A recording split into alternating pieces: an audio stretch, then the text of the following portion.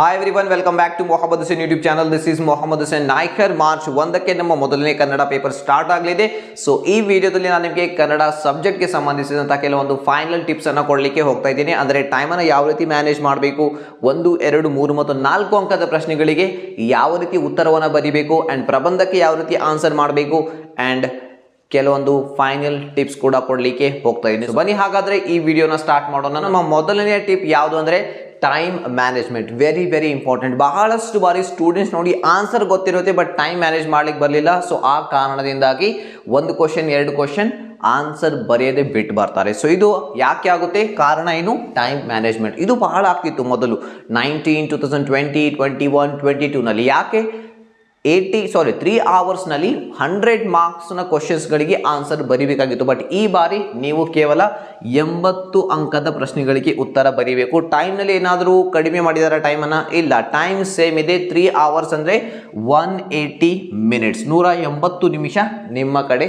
ಇರುತ್ತೆ. ಬಟ್ ನಾನು ಹೇಳ್ತಾ ಇದ್ದೀನಿ 180 ನಿಮಿಷ ಇರೋದಿಲ್ಲ. ಸೊ ನಿಮ್ಮ ಹತ್ರ 165 ನಿಮಿಷ ಇರುತ್ತೆ. ಸೊ ನನ್ನ ಪ್ರಕಾರ ನೀವು 15 ನಿಮಿಷವನ್ನು ರೀಚೆಕಿಂಗ್ ಆಗಿ ಮೊದಲೇ ತೆಗೆದು ಇಡಬೇಕು. ಸೊ ಈ 165 ನಿಮಿಷದಲ್ಲಿ ಇಡೀ ಪೇಪರನ್ನು ನೀವು ಕಂಪ್ಲೀಟ್ ಮಾಡಬೇಕು. ಅದರ ಪ್ರಕಾರ ಟೈಮ್ ಮ್ಯಾನೇಜ್ಮೆಂಟ್ ಅನ್ನ ಪ್ಲಾನ್ ಮಾಡ್ಕೊಳ್ಳಿ. ಸೊ ಅಂದಾಗ ಮಾತ್ರ ನೀವು 80 ಔಟ್ ಆಫ್ 80 ಸ್ಕೋರ್ ಮಾಡಲಿಕ್ಕೆ ಸಾಧ್ಯ. 15 ಮಿನಿಟ್ಸ್ ರೀಚೆಕ್ ಮಾಡ್ಲಿಕ್ಕೆ ಟೈಮ್ ಇಲ್ಲ ಅಂದರೆ 80 ಔಟ್ ಆಫ್ 80 ಸಾಧ್ಯ ಇಲ್ಲ. ಸೊ ಎಷ್ಟೇ ಚೆನ್ನಾಗಿ ಬರೆದ್ರೂ ಕೂಡ ಅಲ್ಲಿ ಇಲ್ಲಿ ಒಂದು ಮಿಸ್ಟೇಕ್ ಆಗೇ ಆಗುತ್ತೆ. ಸೊ ನೀವು ಎಷ್ಟೋ ಬಾರಿ ಕೇಳಿರ್ಬೋದು ಪ್ರಿಪರೇಟರಿ ಎಕ್ಸಾಮ್ ಆದ ನಂತರ, ಸೊ ನನಗೆ ಟೈಮ್ ಸಿಗಲಿಲ್ಲ, ಜಸ್ಟ್ ನಾನು ಆ ಒಂದು ಬಿಟ್ಟ ಸ್ಥಳ ಸರಿಯಾಗಿ ತುಂಬಿದ್ದೆ, ಇನ್ನೊಂದ್ಸಲ ನೋಡಿದರೆ ನಾನು ಅದನ್ನು ಸರಿಯಾದಂತಹ ಆಪ್ಷನ್ ಅನ್ನು ಸೆಲೆಕ್ಟ್ ಮಾಡಿ ಅಲ್ಲಿ ಬರೀತಿದ್ದೆ. ಸೊ ಈ ರೀತಿ ಮಿಸ್ಟೇಕ್ಸ್ ಬಹಳ ಮಾಡ್ತಾರೆ. ಸೊ ಅವಸರದಲ್ಲಿ ಇದು ಹಾಗೆ ಆಗುತ್ತೆ, ಎಲ್ಲಾದರೂ 1-2 ಕೊಡೆ. ಸೊ ಅದನ್ನು ಅವಾಯ್ಡ್ ಮಾಡಲಿಕ್ಕೆ, ಅದನ್ನು ಸರಿಪಡಿಸಲಿಕ್ಕೆ ಕೊನೆಯಲ್ಲಿ 15 ಮಿನಿಟ್ಸ್ ಯೂಸ್ ಮಾಡಿ ನಿಮ್ಮ ಪೇಪರನ್ನು ನೀವೇ ಚೆಕ್ ಮಾಡಬೇಕು. ಅದಕ್ಕೆ 15 ಮಿನಿಟ್ಸ್ನ ಅವಶ್ಯಕತೆ ಇದೆ. ಸೊ ಈಗ ಟೈಮ್ ಮ್ಯಾನೇಜ್ಮೆಂಟ್ಗೆ ಬಂದಾಗ ನಮ್ಮ ಹತ್ರ 165 ಮಿನಿಟ್ಸ್ ಇದೆ. ಸೊ 165 ಮಿನಿಟ್ಸ್ ಡಿವೈಡೆಡ್ ಬೈ 80 ಮಾಡಿದರೆ ಸೊ ಆಲ್ಮೋಸ್ಟ್ ನಿಮಗೆ 1 ಅಂಕದ 1 ಪ್ರಶ್ನೆಗೆ 2 ನಿಮಿಷ ಸಿಗುತ್ತೆ. ಪ್ರತಿ 1 ಅಂಕಕ್ಕೆ 2 ನಿಮಿಷ ನಮ್ಮ ಹತ್ರ ಇದೆ. ಸೊ 1 ಅಂಕದ ಪ್ರಶ್ನೆ ಅಟೆಂಪ್ಟ್ ಮಾಡಲಿಕ್ಕೆ 2 ನಿಮಿಷ ತೆಗೆದುಕೊಳ್ಳಿ, 2 ಅಂಕದ ಪ್ರಶ್ನೆ ಅಟೆಂಪ್ಟ್ ಮಾಡಲಿಕ್ಕೆ 4 ನಿಮಿಷ ತೆಗೆದುಕೊಳ್ಳಿ, 3 ಅಂಕದ ಪ್ರಶ್ನೆಗೆ ಉತ್ತರ ಬರೀಲಿಕ್ಕೆ 6 ನಿಮಿಷ, 4 ಅಂಕದ ಪ್ರಶ್ನೆಗೆ ಉತ್ತರ ಬರೀಲಿಕ್ಕೆ 8 ನಿಮಿಷ. ಈ ರೀತಿ ನೀವು ಟೈಮನ್ನು ತೆಗೆದುಕೊಂಡು ಪ್ರತಿ ಕ್ವಶನ್ಗೆ ಆನ್ಸರ್ ಮಾಡ್ಬೋದು. ಬಟ್ ಈ ರೀತಿ ಪ್ಲಾನ್ ಫಾಲೋ ಮಾಡಿ, ಇದ್ರ ಜೊತೆಲಿ ನೋಡಿ 1 and 2 ಮಾರ್ಕ್ಸ್ ಆನ್ಸರ್ ಬರೆಯುವಾಗ ಬಹಳಷ್ಟು ಟೈಮನ್ನು ಸೇವ್ ಮಾಡ್ಬೋದು. ಆ ಟೈಮನ್ನು ಸೇವ್ ಮಾಡಿಕೊಂಡು 3 and 4 ಮಾರ್ಕ್ ಕ್ವಶನ್ಸ್ ಅಟೆಂಪ್ಟ್ ಮಾಡುವಾಗ ಆ ಟೈಮ್ ಯೂಸ್ ಮಾಡಿ. ಆ್ಯಂಡ್ ಪ್ರಬಂಧ ನೋಡಿ, ಪ್ರಬಂಧವನ್ನು ಬರೀಲಿಕ್ಕೆ ನಿಮ್ಗೆ ಏನಿಲ್ಲ ಅಂದರೂ ಒಂದು 20 ರಿಂದ 25 ನಿಮಿಷದ ಅವಶ್ಯಕತೆ ಇದೆ. ಸೊ ಅಷ್ಟು ಟೈಮನ್ನು ನೀವು ಕೊನೆಯಲ್ಲಿ ಉಳಿಸಲೇಬೇಕು. ಅಂದಾಗ ಮಾತ್ರ ಇಲ್ಲಿ 4ಕ್ಕೆ 4 ಅಂಕ ತೆಗೆದುಕೊಳ್ಳಲಿಕ್ಕೆ ಸಾಧ್ಯ ಆಗುತ್ತೆ. ಸೊ ಈ ರೀತಿ ನಿಮ್ಮ ಟೈಮನ್ನು ಕನ್ನಡ ಸಬ್ಜೆಕ್ಟ್ನಲ್ಲಿ ಮ್ಯಾನೇಜ್ ಮಾಡಿ. ಸೊ ನಮ್ಮ ಸೆಕೆಂಡ್ ಟಿಪ್ ಬಂತು which section two right first. ಈ ಕ್ವಶನ್ ಅನ್ನು ಬಹಳಷ್ಟು ಸ್ಟೂಡೆಂಟ್ಸ್ ಕೇಳ್ತಾರೆ. ಯಾವ ಸೆಕ್ಷನ್ ಅನ್ನು ಮೊದಲು ಅಟೆಂಡ್ ಮಾಡಬೇಕು? ಮೊದಲು ಗ್ರಾಮರ್ ಬರಿಬೇಕಾ, ಅಥವಾ 4 ಅಂಕದ ಪ್ರಶ್ನೆ ಮೊದಲು ಬರಿಬೇಕಾ, ಅಥವಾ ಪ್ರಬಂಧವನ್ನು ಮೊದಲು ಬರಿಬೇಕಾ? ಸೊ ನನ್ನ ಪ್ರಕಾರ ನೋಡಿ, ನಿಮಗೆ ಕ್ವಶನ್ ಪೇಪರ್ನಲ್ಲಿ ಯಾವ ರೀತಿ ಕೊಟ್ಟಿರ್ತಾರೆ ಕನ್ನಡ ಸಬ್ಜೆಕ್ಟ್ಗೆ ಮಾತ್ರ ಯಾವ ರೀತಿ ನಿಮ್ಮ ಕ್ವಶನ್ ಪೇಪರ್ ಇದೆ ಅದೇ ರೀತಿ ಅದನ್ನು ಸಾಲ್ವ್ ಮಾಡ್ತಾ ಹೋಗಿ. ಮೊದಲು 1 ಅಂಕದ ಪ್ರಶ್ನೆಗಳಿಗೆ ಉತ್ತರ ಬರೀರಿ, ನಂತರ 2 ಅಂಕ, ನಂತರ 3 ಅಂಕ ಅಂದರೆ ಸಂದರ್ಭ, ನಂತರ 4 ಅಂಕದ ಪ್ರಶ್ನೆಗಳು. ಆ್ಯಂಡ್ ಕೊನೆಯಲ್ಲಿ ಬಂದಾಗ ಮೊದಲು ಪತ್ರವನ್ನು ಬರೆದು ಕೊನೆಯಲ್ಲಿ ಪ್ರಬಂಧವನ್ನು ಬರೀಬೇಕು. ಸೊ ಯಾಕೆಂದರೆ ಪ್ರಬಂಧವನ್ನು ನಾವು ಥಿಂಕ್ ಮಾಡಿ, ಸೊ ಅದನ್ನು ಪ್ಲ್ಯಾನ್ ಮಾಡಿ ಬರೀಬೇಕಾಗುತ್ತೆ. ಸೊ ಅದಕ್ಕೆ ಹೆಚ್ಚಿನ ಸಮಯದ ಅವಶ್ಯಕತೆ ಇದೆ. ಸೊ ಪತ್ರವನ್ನು ಬರೆದು ನಾವು ಕೊನೆಯಲ್ಲಿ ಪ್ರಬಂಧವನ್ನು ಅಟೆಂಪ್ಟ್ ಮಾಡಿದರೆ ಈಸಿಯಾಗಿ ಪೇಪರನ್ನು ನಾವು ಕವರ್ ಮಾಡ್ಬೋದು, ಫಿನಿಶ್ ಮಾಡ್ಬೋದು. ಸೊ ಇಲ್ಲಿ 1 ಮತ್ತು 2 ಅಂಕದ ಪ್ರಶ್ನೆಗಳಿಗೆ ಉತ್ತರವನ್ನು ಯಾವ ರೀತಿ ಬರೀಬೇಕು ಇದು ನನಗೆ ಹೇಳುವಂಥ ಅವಶ್ಯಕತೆ ಇಲ್ಲ, ಈಗಾಗಲೇ ನಿಮಗೆ ಗೊತ್ತಿದೆ. ಸೊ 1 ಅಂಕಕ್ಕೆ ನೇರವಾಗಿ ಬಹು ಆಯ್ಕೆ ಪ್ರಶ್ನೆ ಸರಿಯಾದಂಥ ಉತ್ತರವನ್ನು ಸರಿಯಾದಂತಹ ಪ್ರಶ್ನೆ ಸಂಖ್ಯೆ ಹಾಕಿ ಬರೀಬೇಕು. ಆ್ಯಂಡ್ ಅದೇ ರೀತಿ ಬಿಟ್ಟ ಸ್ಥಳ ನೇರವಾಗಿ ಆನ್ಸರ್ ಬರೀರಿ. ಸೊ ಫುಲ್ ಲೈನ್ ಬರೆಯುವಂಥ ಅವಶ್ಯಕತೆ ಇಲ್ಲ. ಆ್ಯಂಡ್ ಹೊಂದಿಸಿ ಬರೆಯಿರಿ ಬಂದಾಗ ಇಲ್ಲಿ ನೀವು ಮಿಸ್ಟೇಕ್ ಮಾಡ್ಬೋದು, ಕೇವಲ ಆನ್ಸರ್ ಮಾತ್ರ ಬರೀತಾರೆ ಸ್ಟೂಡೆಂಟ್. ಸೊ ಆ ರೀತಿ ಮಾಡಬೇಡಿ. ಸೊ ಮೊದಲು ಕ್ವಶನ್ ಬರೆದು ಯಾವ ಪಾಯಿಂಟ್ ಜೊತೆ ಯಾವ ಪಾಯಿಂಟ್ ಮ್ಯಾಚ್ ಆಗ್ತಾ ಇದೆ, ಸೊ ಆ ಸೆಕೆಂಡ್ ಕಾಲಮ್ ಕೂಡ ಬರೀಲಿಕ್ಕೆ ಪ್ರಯತ್ನ ಮಾಡಿ. 2 ಅಂಕಕ್ಕೆ ನೋಡಿ 3 ರಿಂದ 4 ಲೈನ್ನಲ್ಲಿ ಪ್ರತಿ ಪ್ರಶ್ನೆಗೆ ಉತ್ತರ ಇರಬೇಕು. ಸೊ ಈ ರೀತಿ ನೀವು ಆನ್ಸರ್ ಮಾಡಿದರೆ ಈಸಿಲಿ ನಿಮ್ಮ ಪೇಪರನ್ನು ಕಂಪ್ಲೀಟ್ ಮಾಡ್ಬೋದು ಆ್ಯಂಡ್ ಫುಲ್ ಮಾರ್ಕ್ಸ್ ಕೂಡ ಪಡ್ಕೋಬೋದು. So which section two right first. So ಇದಕ್ಕೆ ನಿಮಗೆ ಆನ್ಸರ್ ಸಿಕ್ಕಿದೆ ಅಂತ ನಾನು ಅಂದ್ಕೊಳ್ತೀನಿ. ಆ್ಯಂಡ್ ನಮ್ಮ ಥರ್ಡ್ ಟಿಪ್ ಬಂದು 3 ಮತ್ತು 4 ಅಂಕದ ಪ್ರಶ್ನೆಗಳಿಗೆ ಯಾವ ರೀತಿ ಉತ್ತರ ಬರೀಬೇಕು. So this is very very important. ಯಾಕೆಂದ್ರೆ ಇಲ್ಲೇ ಬಹಳಷ್ಟು ವಿದ್ಯಾರ್ಥಿಗಳು ಅಂಕವನ್ನ ಕಳೆದುಕೊಳ್ತಾರೆ. 1 ಮತ್ತು 2 ಅಂಕದಲ್ಲಿ ಎಲ್ಲರಿಗೂ ಫುಲ್ ಮಾರ್ಕ್ಸ್ ಸಿಗುತ್ತೆ.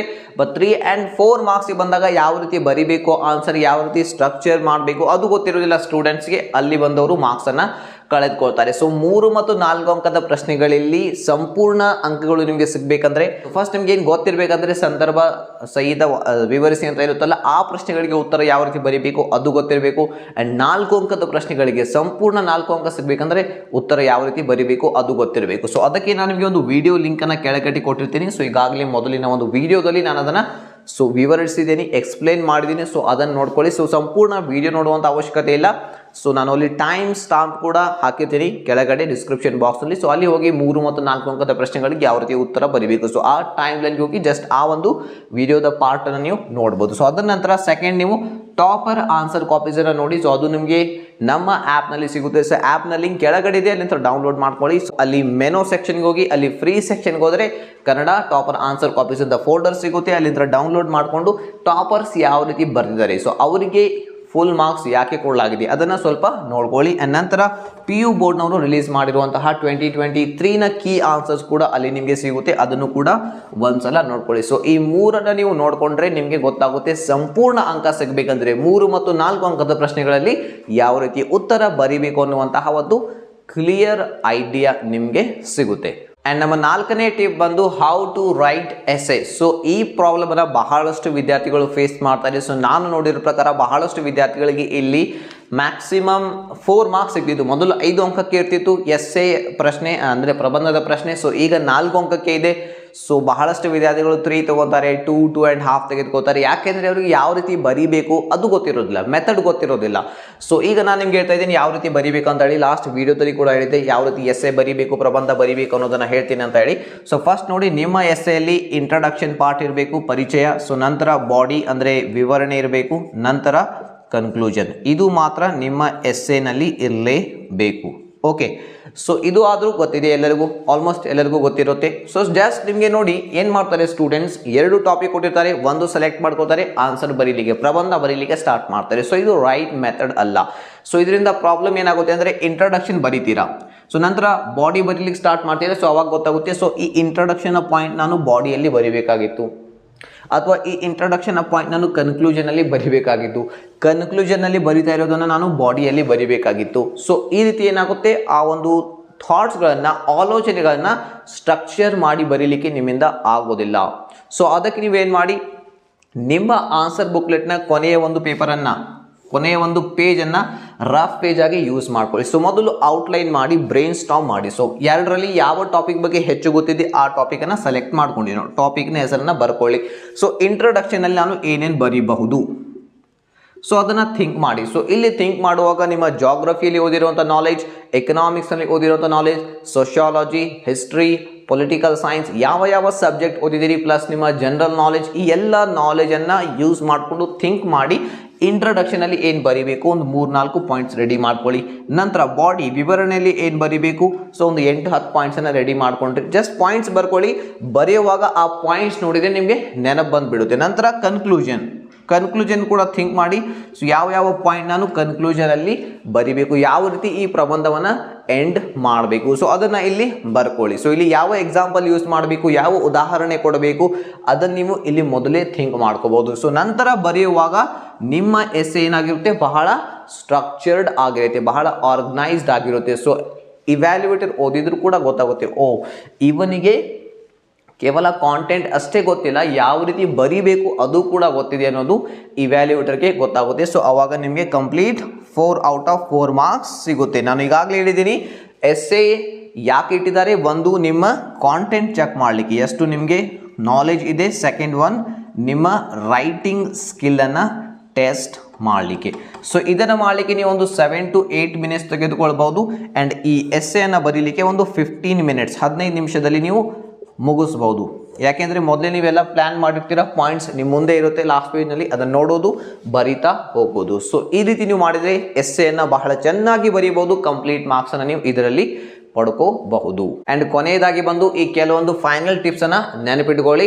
ಸೊ ನೋಡಿ, ನಿಮಗೆ ಒಂದು ಆನ್ಸರ್ ಬುಕ್ಲೆಟ್ ಕೊಡಲಾಗುತ್ತೆ. ಅದರಲ್ಲಿ ನಿಮ್ಮ ಹಾಲ್ ಟಿಕೆಟ್ ನಂಬರ್, ನಿಮ್ಮ ಹೆಸರು ಏನೇನೋ ಫಿಲ್ ಮಾಡೋದಿರುತ್ತೆ. ಸೊ ಅದರಲ್ಲಿ ಕೆಲವೊಂದು ಸೂಚನೆಗಳನ್ನ ಕೂಡ ಕೊಟ್ಟಿರ್ತಾರೆ. ಸೊ ಅದನ್ನ ನಿಮಗೆ ಅಲ್ಲಿ ಓದಲಿಕ್ಕೆ ಟೈಮ್ ಬೇಕಾಗುತ್ತೆ. ಸೊ ಆ ಟೈಮ್ ಅನ್ನ ವೇಸ್ಟ್ ಮಾಡೋದ್ರ ಬದಲಾಗಿ ಸೊ ನೀವೇನ್ ಮಾಡ್ಬೋದು, ಯೂಟ್ಯೂಬ್ ನಲ್ಲಿ ಆನ್ಸರ್ ಬುಕ್ಲೆಟ್ ಅನ್ನು ಯಾವ ರೀತಿ ಫಿಲ್ ಮಾಡಬೇಕು, ಅದರಲ್ಲಿ ಏನು ಸೂಚನೆಗಳು ಇರುತ್ತೆ ಅದರ ಮೇಲೆ ಒಂದು ವಿಡಿಯೋನ ಈಗಲೇ ನೀವು ನೋಡ್ಕೋಬಹುದು. ಅದರಿಂದ ನಿಮ್ಮ ಟೈಮ್ ಅನ್ನ ನೀವು ಎಕ್ಸಾಮ್ ಹಾಲ್ ನಲ್ಲಿ ಸೇವ್ ಮಾಡಬಹುದು. ಅಂಡ್ ನಂತರ ಬಂದು ರೀಡ್ ಕ್ವಶನ್ಸ್ ಕೇರ್ಫುಲಿ. ಸೊ ಅವಸರ ಮಾಡಬೇಡಿ. ಸೊ ಕೆಲವೇ ವರ್ಡ್ಸ್ಗಳನ್ನು ನೋಡಿ ಹಾಫ್ ಕ್ವಶನ್ ಓದಿ ಅದನ್ನು ಜಡ್ಜ್ ಮಾಡಬೇಡಿ. ಕಂಪ್ಲೀಟ್ ಕ್ವಶನ್ ಓದಿ ಸೊ ನಂತರ ಆನ್ಸರ್ ಬರೀಲಿಕ್ಕೆ ಅಥವಾ ಆನ್ಸರ್ ಮಲ್ಟಿಪಲ್ ಚಾಯ್ಸ್ ಇದ್ರೆ ಸೆಲೆಕ್ಟ್ ಮಾಡಲಿಕ್ಕೆ ಟ್ರೈ ಮಾಡಿ. ಸೊ ಅಂಡರ್ಲೈನ್ ಇಂಪಾರ್ಟೆಂಟ್ ಪಾಯಿಂಟ್ಸ್, ಇದು ಎಲ್ಲರಿಗೂ ಗೊತ್ತಿದೆ. ಬಟ್ ಬಹಳಷ್ಟು ಜನ ಏನು ಮಾಡ್ತಾರೆ, ಸ್ವಲ್ಪ ಲೇಜಿ ಇರ್ತಾರೆ, ಇಗ್ನೋರ್ ಮಾಡ್ತಾರೆ. ಸೊ 1 ತಾಸಿನಲ್ಲಿ 2 ತಾಸಿನಲ್ಲಿ ಪೇಪರ್ ಮುಗಿಸಿ ಕೊಟ್ಟುವುದು.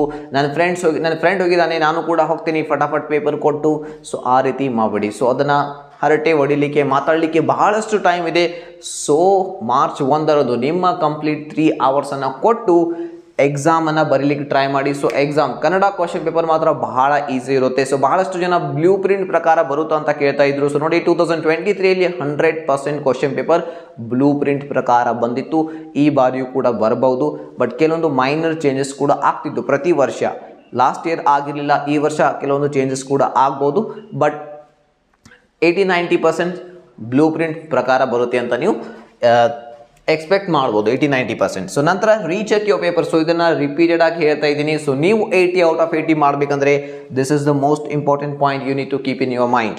ಸೊ ರೀಚೆಕ್ ಮಾಡಿ 10 ಮಿನಿಟ್ಸ್ ಆದರೂ ಕೊಟ್ಟು ನೀವು ಬರೆದಿರುವಂಥ ಆನ್ಸರನ್ನು ಒಂದ್ಸಲ ಜಸ್ಟ್ ನೋಡ್ಕೊಳ್ಳಿ. ನೋಡುವಾಗ ಅಲ್ಲೇ ನೀವು ಇಂಪಾರ್ಟೆಂಟ್ ಪಾಯಿಂಟ್ಸನ್ನು ಅಂಡರ್ಲೈನ್ ಕೂಡ ಮಾಡ್ಬೋದು. And pack everything at night. So ನಿಮ್ಗೆ ಏನೇನು ಬೇಕು, pad, pen, paper, water bottle, hall ticket ಎಲ್ಲ ಬ್ಯಾಗ್ನಲ್ಲಿ ಹಾಕಿ ರಾತ್ರಿ ರೆಡಿ ಇಡಿ. ಮುಂಜಾನೆ ಎದ್ದು, ಸೊ ಯಾಕೆಂದರೆ ಎಕ್ಸಾಮ್ ಸೆಂಟರ್ ಕೆಲವರು ದೂರ ಇರುತ್ತೆ, ಟ್ರಾವೆಲ್ ಮಾಡಿ ಕೂಡ ಹೋಗಬೇಕಾಗುತ್ತೆ ಕೆಲವೊಬ್ಬರು.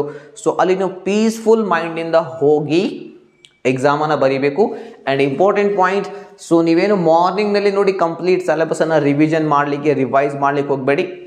ಸೊ ಲಾಸ್ಟ್ ವೀಡಿಯೋದಲ್ಲಿ ನಾನು ಹೇಳಿದ್ದೆ, ಕೆಲವೊಂದು ಕ್ವಶನ್ ಆನ್ಸರ್ ನಿಮಗೆ ನೆನಪು ಉಳಿತಾ ಇರೋದಿಲ್ಲ. ಸೊ ಅದನ್ನು ಬರ್ಕೊಂಡಿದ್ರೆ ಅಥವಾ ಮಾರ್ಕ್ ಮಾಡಿ ಇಟ್ಕೊಂಡಿದ್ರೆ ಆ ಒಂದು ಕ್ವಶನ್ಸ್ಗಳನ್ನು ಮಾತ್ರ 1 to 2 ಅವರ್ಸ್ ಒಳಗಡೆ ಓದ್ಕೊಳ್ಳಿಕ್ಕೆ ಟ್ರೈ ಮಾಡಿ. ಒಂದು ಪೀಸ್ಫುಲ್ ಮೈಂಡ್ನಿಂದ ಹೋದರೆ ಚೆನ್ನಾಗಿ ಎಕ್ಸಾಮ್ ಬರಿತೀರಾ. ಸೊ ನಾನು 10th ಇದ್ದಾಗ ಹಾಲ್ ಟಿಕೆಟ್ ಮರೆತು ಹೋಗಿದ್ದೆ. ಸೊ ಅದರಿಂದ ನಾನು ಮತ್ತೆ ಮನೆಗೆ ಬಂದು ಹಾಲ್ ಟಿಕೆಟ್ ಹೋಗಲಿಕ್ಕೆ ಸೊ ಬಹಳ ಒಂದು ಡಿಸ್ಟರ್ಬ್ ಆಗುತ್ತೆ ನಿಮ್ಮ ಮೈಂಡ್. ಸೊ ಭಯ ಪಡ್ತೀರಾ, ನೀವು ಹೆದರ್ ಬಿಡ್ತೀರಾ. ಸೊ ಅದರಿಂದ ವರ್ಷವಿಡೀ ಓದಿದ್ದೆಲ್ಲ 3 ಅವರ್ಸ್ನಲ್ಲಿ ಬರೀಲಿಕ್ಕಾಗಲಿಲ್ಲ ಅಂದರೆ ಮಾರ್ಕ್ಸ್ ಆದರೂ ಬರೋದಿಲ್ಲ. ಸೊ ಹಾಗಾಗಿ ಪ್ಯಾಕ್ ಎವ್ರಿಥಿಂಗ್ ಎಟ್ ನೈಟ್. ಎಲ್ಲ ಬ್ಯಾಗ್ನಲ್ಲಿ ಹಾಕಿ ಮುಂಜಾನೆದ್ದು ಬ್ಯಾಗ್ ಹಾಕ್ಕೊಂಡು ಹೋಗಬೇಕು ಎಕ್ಸಾಮ್ ಸೆಂಟರ್ಗೆ. ಆ ರೀತಿ ರೆಡಿ ಆಗಿರಿ.